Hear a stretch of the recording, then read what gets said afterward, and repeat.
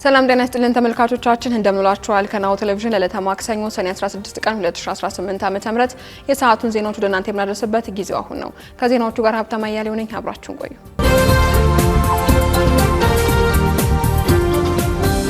ወደ ቀዳሚ ዜናችን እንለፍ። በልማት ተፈናቅሎ ቤት ያላገኘ ሰው ካለ ስልጣን ይለቃለው ሲሉ አቶ ግርማ ሰይፉ ገለጹ። የአዲስ አበባ ከተማ ውበትና አረንጓዴ ልማት ቢሮ ኃላፊና የኢዜማ አመራሩ አቶ ግርማ ሰይፉ ከሪፖርተር ጋዜጣ ጋር ባደረጉት ቆይታ በከተማዋ በተከናወኑ የኮሪደር ልማት ምክንያት ተፈናቅሎ ተተኪ ቤት ያልተሰጠው አንድም ሰው አለመኖርን አስታውቀዋል። ኃላፊው የቀበሌ ቤትም ሆነ የመሬት ይዞታ ካርታ ኖሮት ምትክ ያላገኘ ሰው ካለ ከስልጣናቸው በገዛ ፈቃዳቸው ለመልቀቅ ዝግጁ መሆናቸውንም በድፍረት ተናግረዋል። አቶ ግርማ በመንግስትና ፓርቲያቸው ኢዜማ ላይ የሚሰነዘሩ ትችቶችን እንደሚከላከሉና ልማቱም ለውጭ ዜጋ ሳይሆን ለሀገር ተብሎ የተሰራ መሆኑን አያይዘው ገልጸዋል። ይሁን እንጂ ከአስተዳደራዊና ከሌሎች ተያያዥ ጉዳዮች ጋር በተያያዘ በደል የደረሰባቸው አካላት መኖራቸውን ግን ኃላፊው አምነዋል። በሌላ በኩል በበርካታ ዙሮች የተከናወነው የኮሪደር ልማት ለአዲስ አበባ ዘመናዊነትና ውበት ከፍተኛ አስተዋጽኦ ማበርከቱ ቢታመንም በሂደቱ ውስጥ በቂ ዝግጅት፣ ግልጽነትና ተመጣጣኝ ምትክ አላገኘንም የሚሉ በርካታ የህብረተሰብ ክፍሎች በየጊዜው ቅሬታቸውን ሲያቀርቡ መቆየታቸው ይታወሳል።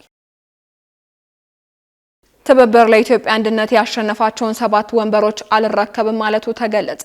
በሰባተኛው ጠቅላላ ምርጫ በአዲስ አበባ በአማራና በማዕከላዊ ኢትዮጵያ ክልሎች በድምሩ 7 የምክር ቤት ወንበሮችን 2 የህዝብ ተወካዮችና 5 የክልል ምክር ቤት ያሸነፈው ትብብር ለኢትዮጵያ አንድነት ቅንጅት ያገኘውን መቀመጫ እንደማይረከብና ምክር ቤት እንደማይገባ ለቢቢሲ አስታውቋል። ምርጫውን የጨረባ ሲል የገለጹት የቅንጅቱ የህዝብ ግንኙነት ኃላፊ አቶ ጌትነት ወርቁ በአገሪቱ ያለውን የሰላም እጦትና ጠባብ የፖለቲካ ምህዳር ለውሳኔያቸው በዋና ምክንያትነት ጠቅሰውታል። መንግስት ወደ ንግግርና ድርድር እስኪመጣ ድረስ እውቅና እንደማይሰጡትም የገለጹት ኃላፊው ዓለም አቀፉ ማህበረሰብም ለምርጫው እውቅና እንዳይሰጥ ቅስቀሳ እያደረጉ መሆኑን ይፋ አድርገዋል። ይህ ውሳኔ ለመረጣቸው ህዝብ ድምጽ መንፈግ እንዳልሆነ የገለጸው ጥምረቱ ምክር ቤት አለመግባት እንደ መደራደሪያ መሳሪያ የተጠቀመበት መሆኑንና መንግስት ጦርነትን ማቆም፣ እስረኞችን መፍታትና የፖለቲካ ምህዳርን ማስተካከል የመሳሰሉ ቅድመ ሁኔታዎችን ተቀብሎ ቀና ምላሽ ከሰጠ ውሳኔያቸውን ሊቀለብሱ እንደሚችሉም አመላክተዋል። ኢህአፓ፣ መኢአድና እናት ፓርቲን ጨምሮ 5 ፓርቲዎችን ያቀፈው ይህ ጥምረት ተመራጮች የፓርቲውን ውሳኔ ጥሰው ወደ ምክር ቤት የሚገቡ ከሆነ የሞራልና የህግ ኃላፊነት እንደሚጠይቃቸው አስጠንቅቀው ከፓርቲ ማባረርን ጨምሮ ጠንካራ የስነ ምግባር እርምጃዎችን እንደሚወስድም አሳስቧል።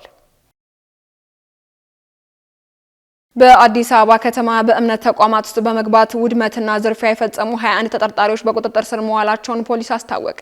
የወንጀል ድርጊቱ የተፈጸመው ሰኔ 13 ቀን 2018 ዓ.ም ከምሽቱ 12 ሰዓት በለሚ ኩራ ክፍለ ከተማ ወረዳ 3 ልዩ ቦታው አያት 49 ቁጥር 2 የጋራ መኖሪያ ቤቶች አካባቢ ነው ተብሏል። በተጠቀሰው አካባቢም የሚገኘውን ባዶ ቦታ በከተማ አስተዳደሩ ካቢኔ የመንግስት ሰማያት እንደራሴዎች ዓለም አቀፍ ቤተክርስቲያን የተወሰነ ሲሆን ቤተክርስቲያኑም ግንባታ አድርጎ አገልግሎት እየሰጠ እንደሚገኝም የፖሊስ መረጃ አመላክቷል። በመሆኑም ሰኔ 13 ቀን 2018 ዓ.ም ከምሽቱ 12 ሰዓት ላይ ቁጥራቸው 21 የሆኑ የጋራ መኖሪያ ቤት መንደር ነዋሪዎችም በቡድን በመደራጀትና ቦታው የእኛ ነው በማለት የቤተክርስቲያኑን ግቢ በኃይል ሰብረው በመግባት 10 ሚሊዮን 132 ሺህ ብር የሚገመት ንብረት የመዝረፍና የማውደም ወንጀል ፈጽመዋል ተብሏል። የወንጀል ድርጊቱ መፈጸሙን መረጃ የደረሰው የለሚ ኩራ ክፍለ ከተማ ፖሊስ ዋና መምሪያም በወንጀል ተሳታፊ የሆኑት ግለሰቦች ምንም እንኳን ከአካባቢው ቢሰወሩም ከያሉበት በቁጥጥር ስር ውለው ተገቢው ምርመራ እየተጣራባቸው ይገኛል ብለዋል። በቀጣይ በወንጀል ተሳታፊ ናቸው ያላቸውን ግለሰቦች ላይም ክስ እንደሚያስመሰርት የገለጸው የአዲስ አበባ ፖሊስ ዋና ጠቅላይ መምሪያ መሰል ድርጊቶች የሃይማኖት ግጭትን የሚቀሰቅስና ተከባብሮ የሚኖረውን ሕዝብ በጥርጣሬ እንዲታይ የሚያደርግ በመሆኑ ሁሉም ተገቢውን ጥንቃቄ ማድረግ እንደሚገባውም የፖሊስ መምሪያው አሳስቧል። አርቲስት ካሙዙ ካሳ በየካ ክፍለ ከተማ በከፍተኛ ድምጽ ማሸነፉን አስታወቀ። ከሰባተኛው ሀገራዊ ምርጫ በፊት በሰፊው መነጋገሪያ የነበረውና በየካ ክፍለ ከተማ የብልጽግና ፓርቲን ወክሎ ለምርጫ የቀረበው ታዋቂው አርቲስት ካሙዙ ካሳ ከአካባቢው ነዋሪዎች ከፍተኛ ድምጽ በማግኘት ማሸነፉን በይፋ የማህበራዊ ትስስር ገጹ ላይ አስታውቋል። አርቲስቱ የምርጫውን ውጤት ተከትሎ ለነዋሪዎችና ለመራጮች የእንኳን ደስ አላችሁ መልእክት ያስተላለፉ ሲሆን ለተደረገለት ድጋፍም ጥልቅ ምስጋናውን አቅርቧል። እንደ ብልጽግና ፓርቲ ከፍተኛ ድምጽ ማግኘታችንና በአካባቢው ማሸነፋችን ታላቅ ድል ነው ሲልም አርቲስት ካሙዙ ገልጸዋል። አርቲስቱ ይህንን ውጤት የህዝብ ድል መሆኑን በመጥቀስ ኢትዮጵያ አሸንፋለች የሚል መልእክት በድል አድራጊነት ስሜትም አስተላልፈዋል።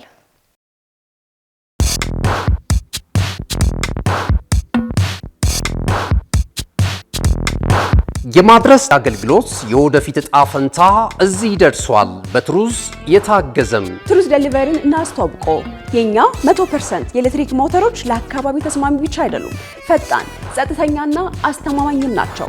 ያለምንም ጫጫታ፣ ያለምንም ጭስ የእርስዎ ጥቅል በሰዓቱ ይደርሳል። በቀጥታ ክትትል ላይፍ ትራኪንግ ሁሉንም ነገር ይቆጣጠሩ። ጥቅሎ እስከ ደጃፎ ድረስ ያለውን እንቅስቃሴ በቀጥታ ይመልከቱ። ደህንነት ቅድሚያ የምንሰጠው ጉዳይ ነው። በእኛ የተቀባይ ማረጋገጫ ሪሲቨር ኮንፈርሜሽን ዘዴ ጥቅሎ በትክክለኛው እጅ መግባቱን እናረጋግጣለን። እርስዎ ያረጋግጣሉ፣ እኛም እናስረክባለን። እገዛ ይፈልጋሉ? ቡድናችን ሁልጊዜ በ8194 ዝግጁ ነው። ትሩዝ ዴሊቨሪ ለአካባቢ ተስማሚ፣ ደህንነቱ የተጠበቀና የቀጥታ ክትትል ያለው። ዛሬውኑ በ8194 ይደውሉ። ወደ ውጭ ዜናዎቹ እናልፋለን። ግብጽ በሱዳን ድንበር አቅራቢያ በተካሄደ የወንጀል ዘመቻ 223 ተጠርጣሪዎችን በቁጥጥር ስር አዋለች።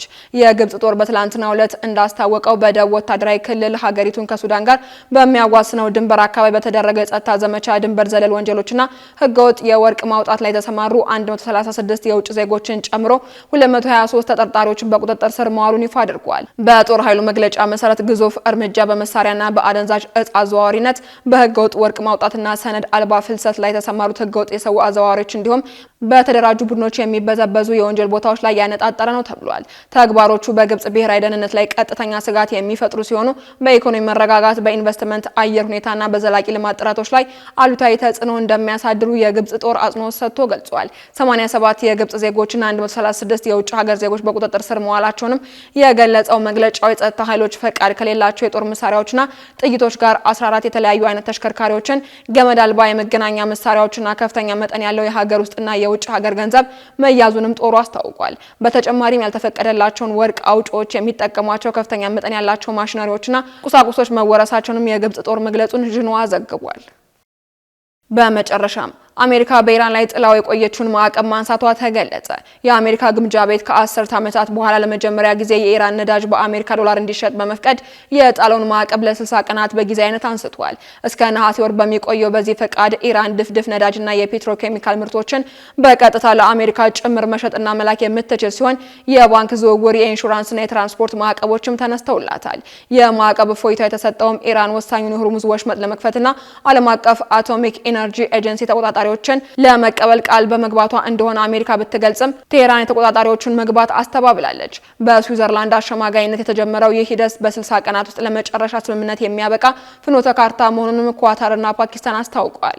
በተጨማሪም የኢራን ዋና ተደራዳሪና ሙሐመድ ባጋሪ ጋሊፋ ከአሜሪካ ጋር በተደረገ ስምምነት መሰረት 12 ቢሊዮን ዶላር የታገደ የኢራን ገንዘብ እንደሚለቀቅ አስታውቀዋል። ይህ የሆነው አሜሪካ በኢራን የጣላቻቸው አንዳንድ ማዕቀቦች ለጊዜያዊነት በማለሳለስ ኢራን ዘይትና ፔትሮኬሚካል ምርቶችን እስከ ኦገስት 21 ድረስ እንድትሸጥ ከተፈቀደላት በኋላ ነው። በሌላ በኩል የሂዝቦላ የፖለቲካ ምክር ቤት ምክትል ኃላፊ መሐመድ ቃማቲ እስራኤል የተኩስ አቁም ስምምነቱን ከጣሰች በተመሳሳይ ምላሽ እንደሚሰጡ አስጠንቅቀዋል። ቃማቲ ሂዝቦላ በሙሉ ዝግጁነት ላይ ነው፣ ማንኛውንም ጥሰት ለመመከት ዝግጁ ነን ሲሉም ተናግረዋል።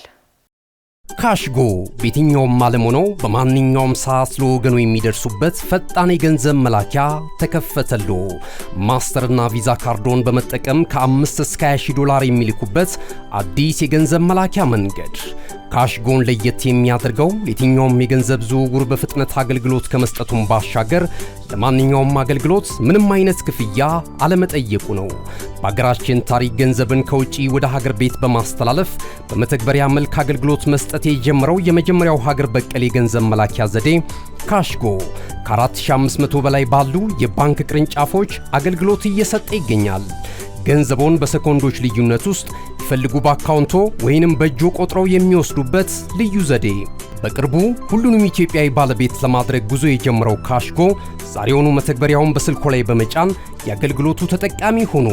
ፍጥነት መለያችን፣ ኢትዮጵያን መክፈቻችን፣ ካሽጎ ነው መላኪያችን።